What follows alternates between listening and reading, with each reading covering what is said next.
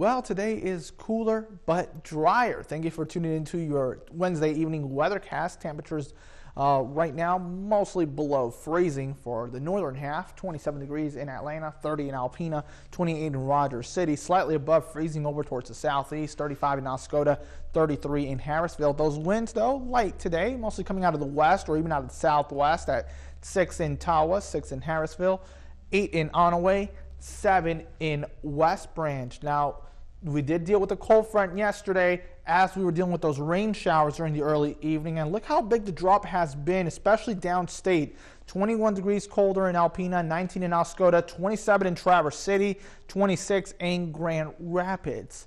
Temperatures, especially the further south you went, we actually topped out in the 60s over towards Grand Rapids and Flint into Detroit. Here in Alpena, we did set up a record high yesterday. Now in the UP, quite a different story. Not really a big big decline in those readings from Tuesday into Wednesday. Only 9 in Iron Mountain, 7 in Marquette. And the reason for that is because the precipitation type that was taking place on Monday and Tuesday was snow or freezing rain. So temperatures were either below freezing or just around freezing. So when that cold front came through, it really did not pack quite a punch compared to our downstate neighbors.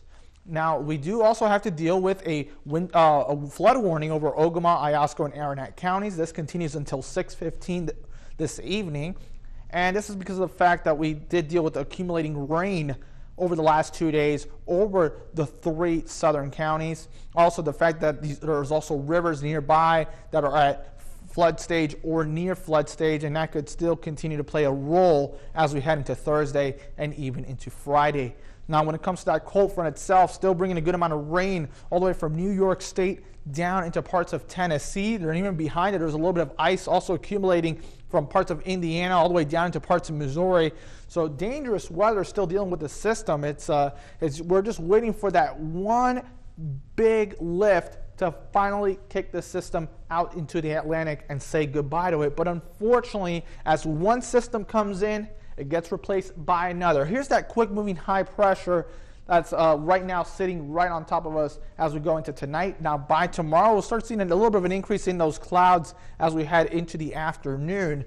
By the time we get into Friday, unfortunately, we could be in a similar scenario to what we had yesterday morning. We could be dealing with freezing rain once again throughout the sunrise side. So Friday morning, please be careful on those roads. We could be dealing with freezing rain. As of right now, early predictions are showing between 0.05 inches to a tenth of an inch of ice as of right now. Still a lot of variables to be determined as this system gets closer going into Friday. But Friday morning right now is looking to be, unfortunately, the main time frame that we have to deal with this system, and then things will begin to improve as we get throughout the afternoon and into Friday evening.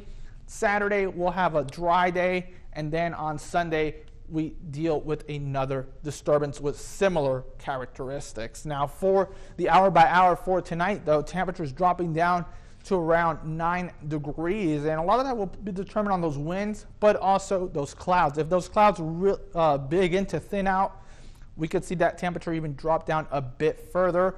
Now for tomorrow, we will warm things up similar to what we're having today, maybe just an extra 1 or 2 degrees more, 32 degrees, sunset at 6:12, and then mostly cloudy skies by tomorrow night.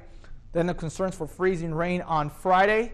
Saturday, we'll keep it partly sunny. Temperatures on Sunday up to 42 degrees, so still a lot to be looked on for even that system when it comes to that rain-snow mix, but then mostly sunny skies just in time for the beginning of the work week.